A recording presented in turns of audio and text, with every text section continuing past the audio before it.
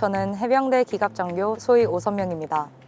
상륙돌격 장갑차가 해상에서 육상으로 상륙돌격을 하기 위해서는 대형을 형성해야 합니다. 이때 바다에서 상륙 해안을 바라보고 횡대로 유지하는 대형을 파라고 하는데 그 파를 지휘하는 파장이 바로 상륙장갑차 소대장입니다.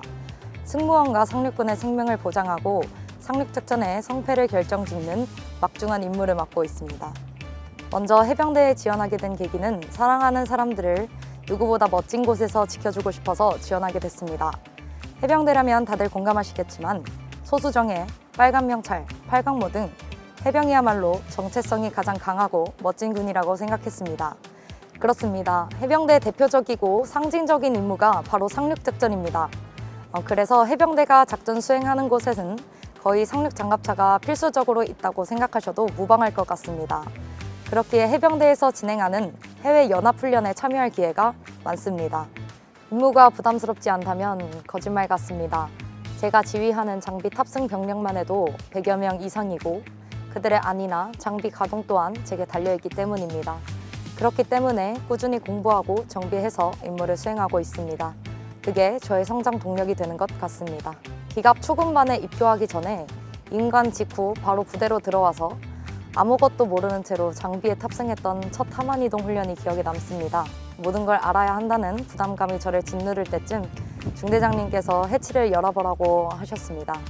그 말씀에 따라 해치를 열고 바다 한가운데를 바라봤는데 그때 봤던 해안이 유난히 반짝이고 설레고 벅찬 기분이 들었습니다. 그 훈련 이후 이렇게 크고 복잡한 장비를 잘 운용하려면 끊임없이 공부해야겠다는 다짐을 했습니다. 저희는 장비가 크기 때문에 항상 전후방 유도자와 조종수가 함께 장비를 유도해야 합니다. 그만큼 유도할 때는 항상 집중해야 합니다. 근데 한번 제가 다른 일에 집중하는 사이 후방 유도를 볼 순간을 놓쳤던 적이 있습니다. 장비 특성상 궤도 소리와 엔진 소리가 크고 움직임이 묵직하기 때문에 기동 중에는 작은 실수가 큰 인명피해로 이어질 수가 있습니다. 역시 해병대의 상징이자 핵심 전력이라는 자부심, 그리고 좋은 사람들입니다. 그리고 정비할 때 필요한 근력과 아무나 가질 수 없는 전차 면허, 상장 면허증도 제가 가진 자부심입니다. 이런 말 써도 될지 모르겠지만 해병대 은어로 짜세 난다 이런 말이 있습니다. 상륙 장갑차 대대감 바로 짜세가 납니다. 통신 헬멧과 고글을 끼고 육하상을 누빌 때 쾌감은 겪어보지 않으면 모르는 것 같습니다. 궤도 자국을 잡은 녹색 베레모도 거부할 수 없는 매력이 있습니다.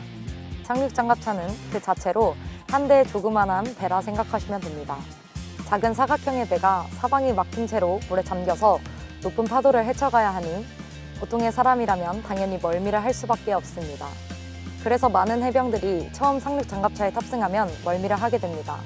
하지만 훈련을 반복하다 보면 이것도 익숙해집니다.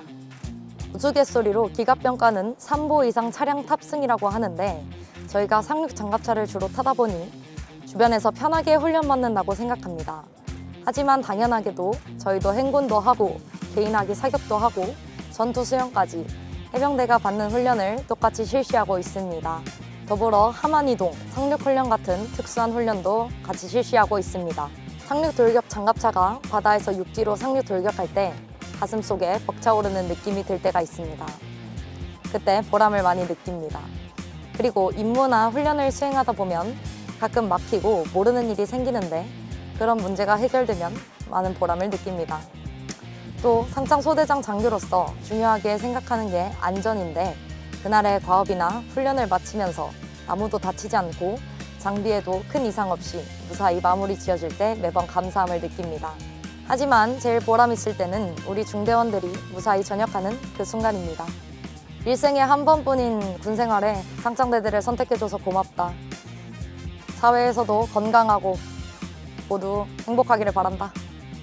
저는 공간에 제한받지 않는 전천후 해병대 상륙장갑차 대대 소대장입니다.